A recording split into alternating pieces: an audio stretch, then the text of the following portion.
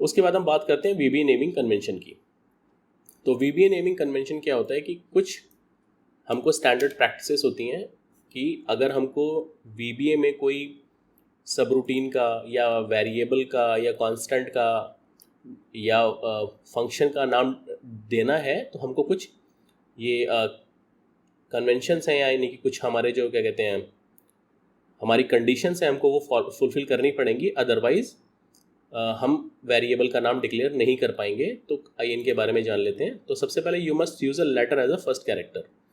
तो सबसे पहले जब भी हम अपने किसी सब प्रोसीजर का या फंक्शन का या वेरिएबल का या किसी भी चीज़ का नाम देना चाहेंगे, तो वो हमारा लेटर से शुरू होना, वो हमारा फर्स्ट जो है वो कैरेक्टर होना चाहिए, वो न्यूमेरिक नहीं होना चाहिए। तो एक बार करके देखते हैं। मैं एक ये सब प्रोसीजर अपना क्रिएट कर रहा हूँ और इसको मैं वन न्यू सब प्रोसीजर लिखता हूँ। तो यहाँ पे मैंने वन जो है न्यूमेरिक यूज़ किया है। तो देखिए क्या होता है। तो जैसे ही मैंने वन का यूज़ किया, इसने मेरे को मना कर दिया कि आप जो है वन का यूज़ नहीं कर सकते, सम एरर। तो मैं वन को मुझे यहाँ से हटाना पड़ेगा। तो पहला ये हमारा कंडीशन था कि हम कहीं भी न्यूमेरिक शुरू में नहीं लिख सकते। अब मैं एक वेरिएबल का नाम दे के देखता हूँ, dim one new variable as integer, integer. अब मैं जैसे इसका नाम देता हूँ तो मैं देखूंगा इसने फिर से मेरे को एरर दे दिया कि आप न्यूमेरिक से शुरू नहीं कर सकते। मैं 2 लिख लेता हूँ, ये मेरे को फिर से मना करेगा कि आप अपने वेरिएबल का या कोई भी जो नाम है वो न्यूमेरिक से शुरू नहीं कर सकते। तो ये हमारी पहली कंडीशन थी जो हमें ध्यान में रखनी होगी। दूसरी कंडीशन है कि you can't use space, period, exclamation और the characters in the name. तो ये सब चीज़ें मैं यूज़ नहीं कर सकता अगर मैं कोई नाम दे रहा हूँ तो आइए एक बार इनको भी करके देखते हैं। मान लीजिए मेरा ये न्यू सब प्रोसीजर है और मैं यहाँ पे स्पेस देना चाहता हूँ, तो मैं ऐसा नहीं कर सकता, ये मेरे को एरर दे देगा।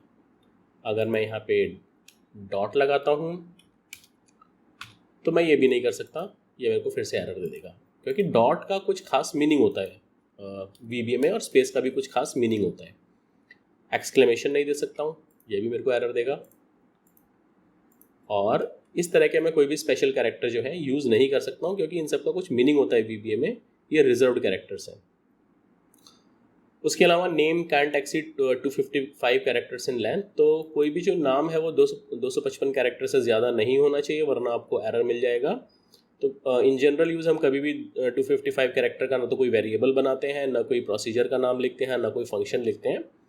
तो बस ध्यान रखने वाली बात है कि 255 कैरेक्टर से ज़्यादा लेंथ नहीं होनी चाहिए। Name should not be repetitive within scope lead to confusion.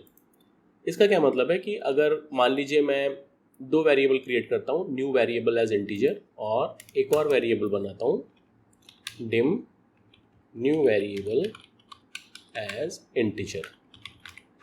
तो यहाँ पे आप देखेंगे कि मैं एक ये जो स्कोप की बात कर रहे हैं, स्कोप का मतलब होता है एक पर्टिकुलर कोड के अंदर या पर्टिकुलर सब प्रोसीजर या पर्टिकुलर सब फंक्शन के अंदर मैं एक ही नाम 2 बार इस्तेमाल नहीं कर सकता।